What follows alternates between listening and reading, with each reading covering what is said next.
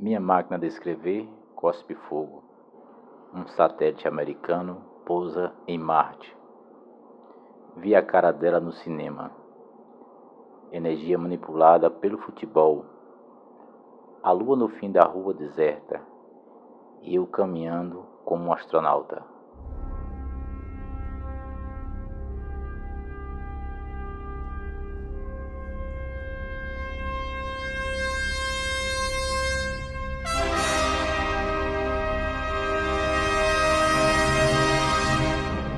Atenção, senhores passageiros. Estamos preparados para chegar em nosso próximo destino, Craterdã. Sim, é isso mesmo, Craterdã, onde o sertão e o mundo se encontram, onde o Crato se mistura com Amsterdã. Esse lugar único, nascido da imaginação de Geraldo Urano, o visionário, o poeta, e que vamos encontrar no final dessa viagem. Fiquem atentos, as paisagens que esperamos não são nada comuns. Elas se misturam às ruas de paralelepípedos do Cariri, com canais e bicicletas, pensamentos libertários e sonhos que atravessam gerações. Preparem-se para desembarcar na fronteira do infinito. Logo, logo chegaremos. Vamos abrir o ferrolho do abismo e nos servir desse prato de estrelas enquanto chegamos no nosso destino. Eu sou seu piloto Pablo. E eu sou seu acompanhante Emerson. E eu sou Cibele, uma amiga que também adoraria contar essas histórias para você. Geraldo falava do mundo como quem fala do quintal de sua casa e falava do quintal de sua casa como quem fala do mundo, né? Teve uma participação muito forte que me lembra muito foi a participação dele no Festival da Canção aqui no Crato. Inclusive, assim, até que chocou o festival, porque ele entrou na apresentação dele com um caixão de defunto, né? Mas não era ele dentro do caixão, era um dos amigos. E aí dizem que esqueceram o cara lá dentro do caixão. Lembro do caixão dele lá dentro da casa da mamãe, e mamãe ficou apavorada. Ele era quem criava todo um ambiente totalmente diferente e de vanguarda para a época. Esses que a gente acabou de ouvir são Carlos Rafael, José Bezerra, Luiz Carlos Salatiel e Lídia Batista. Eles são alguns dos nossos companheiros nessa viagem. Essa situação que eles falaram parece até cena de um filme dos anos 70, mas aconteceu de verdade, e no Crato. A história, contada pelas próprias pessoas que viveram momentos como esse, traz de volta a memória de Geraldo Urano. Enfim, é só o começo dessa jornada pelos versos e mistérios de um dos poetas mais peculiares que o Crato já viu. Esse episódio do Caixão aconteceu no Festival da Canção do Cariri. Foi só um dos vários momentos marcantes da trajetória de Geraldo. A gente volta já a falar dele. Primeiro, a gente tem que falar do Parque Bicentenário, que foi a origem de tudo. Foi lá, nos arredores desse parque, que Geraldo nasceu, cresceu e conheceu seus grandes amigos, como o bancário José Bezerra, o Deca. A gente convivia vinculado à própria situação de ter nascido todo mundo próximo um do outro. Já o multiartista Luiz Carlos Salatiel conheceu Geraldo no Mojucra, o movimento da juventude do Crato. Meu irmão que era padre, aqui no Crato, e ele disse, rapaz, Luiz, vai participar do movimento, das reuniões do movimento de juventude? Tá bom, vou. Fui lá, uma reunião, encontrei um pessoal interessante mesmo. A minha identificação foi logo com o Geraldo. O fato é que Geraldo Urano não seria Geraldo Urano sem a turma do parque. A praça fica no Crato, quase no centro, e é conhecida hoje como Praça Alexandre Arraes Alencar. Mas, para a turma, sempre vai ser o antigo Parque Bicentenário. O lugar era um ponto de encontro, um epicentro das ideias, da cultura e da boemia do Crato. Essa turma do parque, o parque favorecia esse encontro, né? O parque, como era, você saía de casa, estava no parque. Eles saíam de casa, estavam no parque, sabe? Passava o dia todo aqui no parque, brincando, só ia em casa, dormir e se alimentar. O resto era, ou então estudando, né? Como eu te disse, aqui na época a gente tinha o hábito de ler, a gente lia bastante. A turma do parque era mais como energia.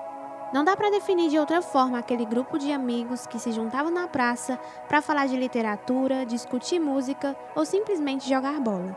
Em meio à efervescência cultural que tomava conta do país e no meio do caos trazido pela ditadura militar, eles decidiram transformar ideias em ação.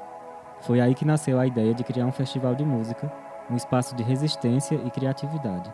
Salatiel e Geraldo encabeçaram o projeto. nessa história dos festivais que aconteciam no país, né? O Festival da Record, o Festival da Cultura, da Tupi e tal, a gente disse, por que vamos provocar um festival aqui?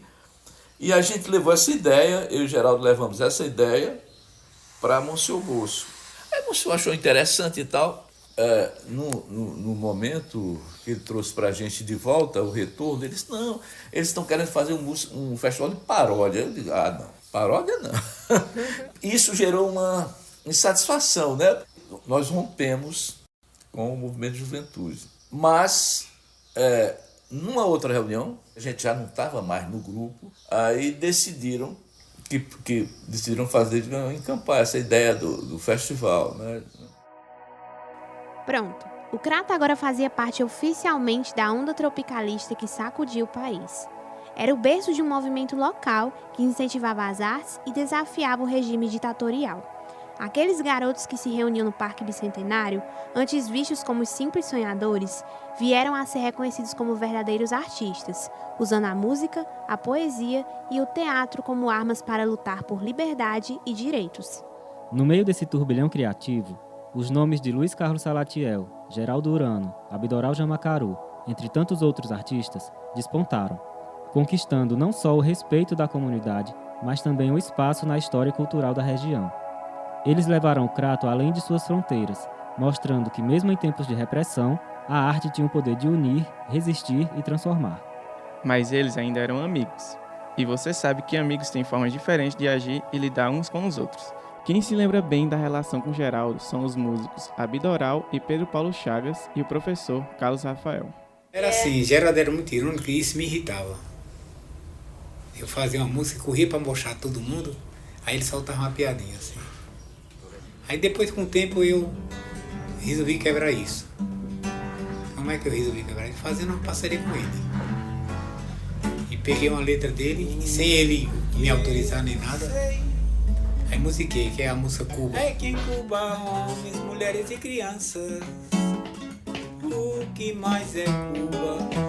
Uma parte do corpo da terra, como Brasil, Holanda.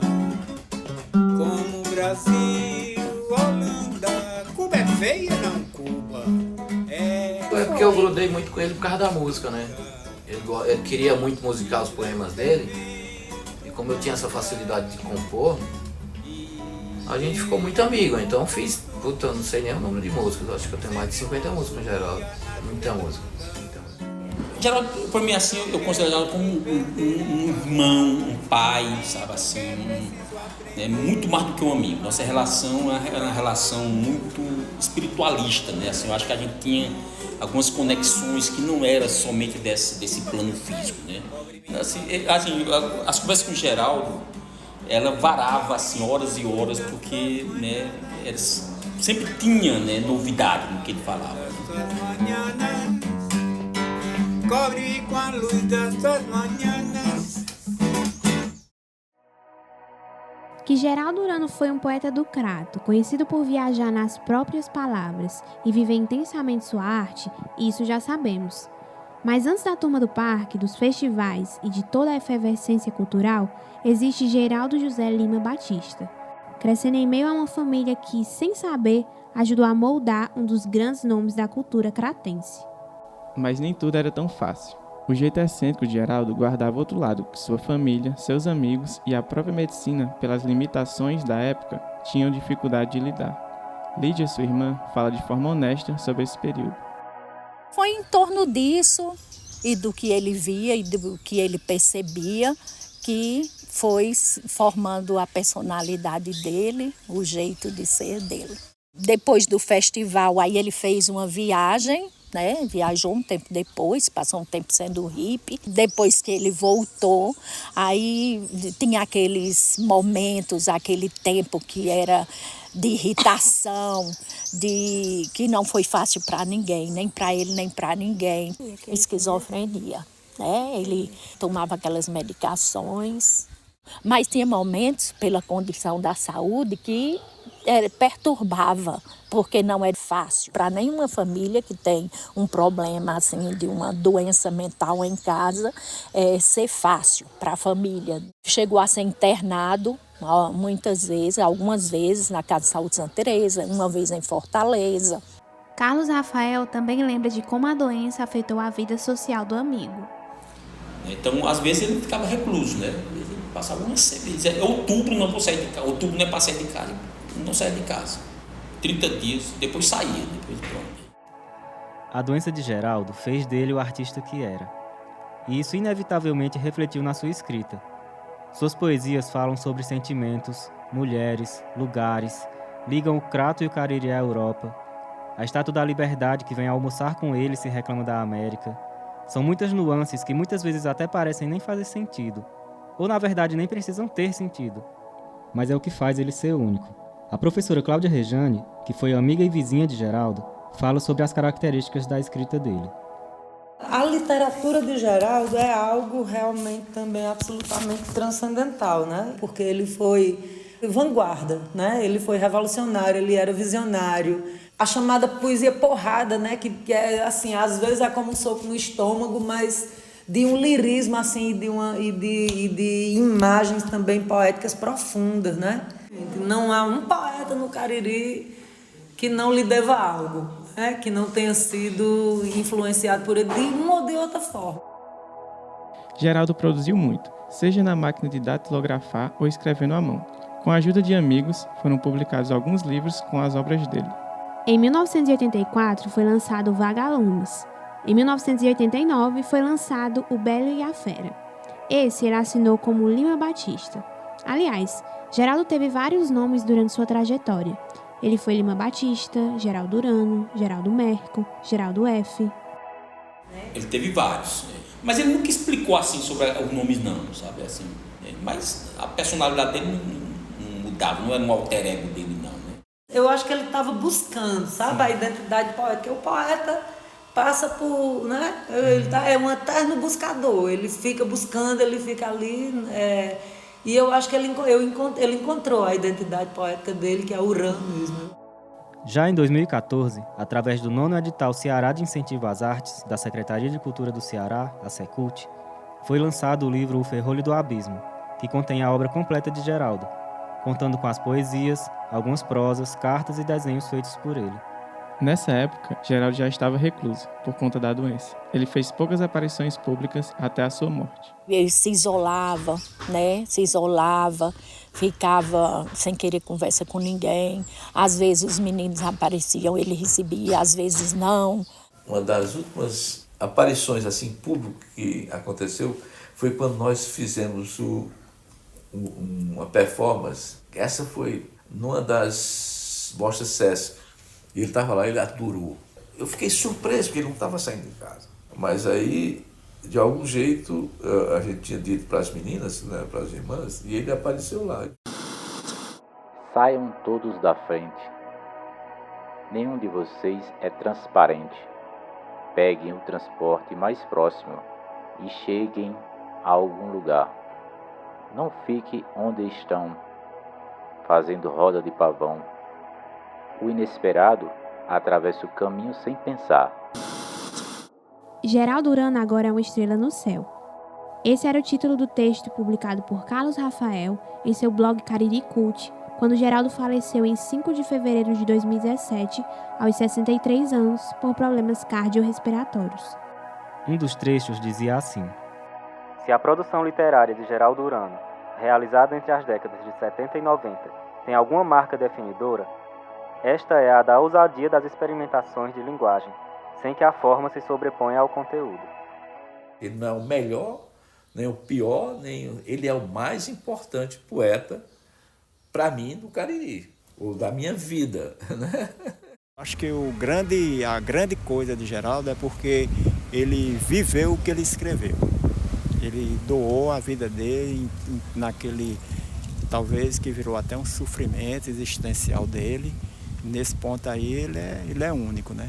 Viveu e morreu de corpo e alma pelaquilo que ele acreditava. Senhores passageiros, infelizmente informamos que está chegando a hora de nos despedir. Ainda tinha muita coisa para visitar, muita história para contar, mas essa viagem foi só um bate e volta.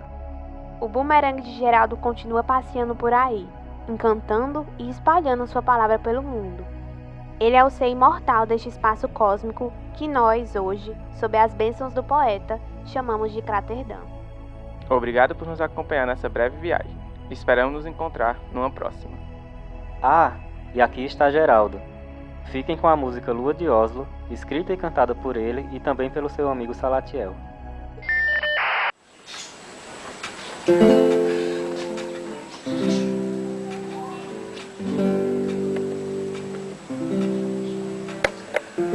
A lua cheia vagueia no céu de Oslo.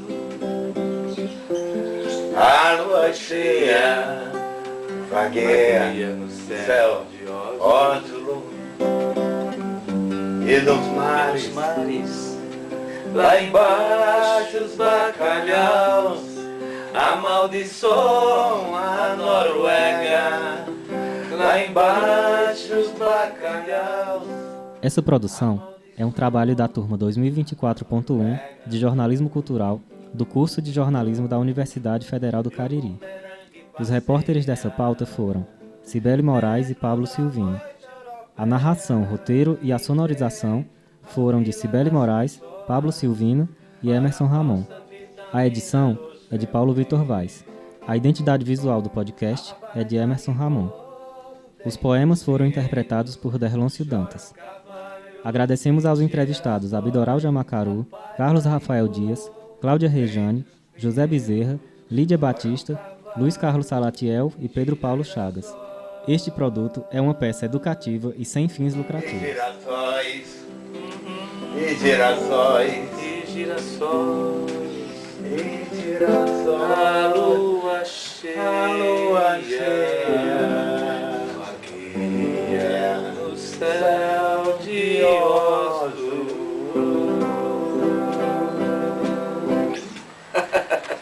É bom assim, de tão belhada, né?